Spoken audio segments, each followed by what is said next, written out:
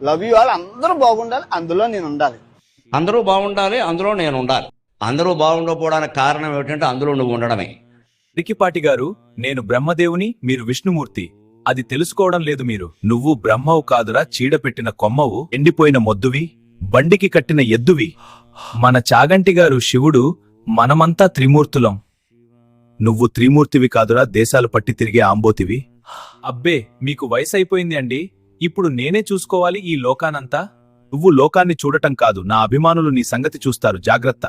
నేనే అందరి తలరాతలు రాసేది, మీ తలరాత కూడా నేనే చెప్తాను, వింటారా?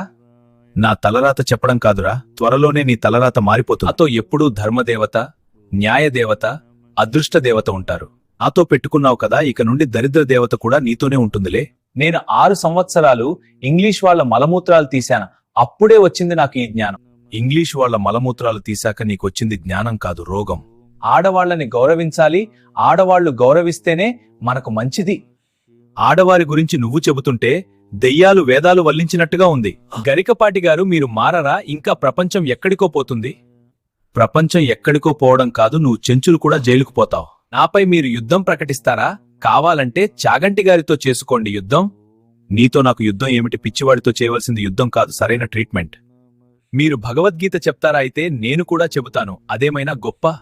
ఏము చెబితే భగవద్గీత, అదే నువ్వు చెప్తే ఏం చేస్తాం మా తలరాత? మీకు ఏదేమైనా వాక్శుద్ధి తగ్గిందనే చెప్పాలి.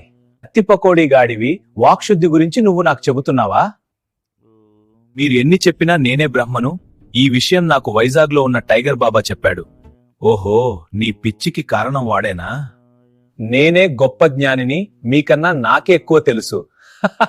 నమఃశివాయ. వీడికి పట్టిన అహం పూర్తిగా తీసే స్వామి.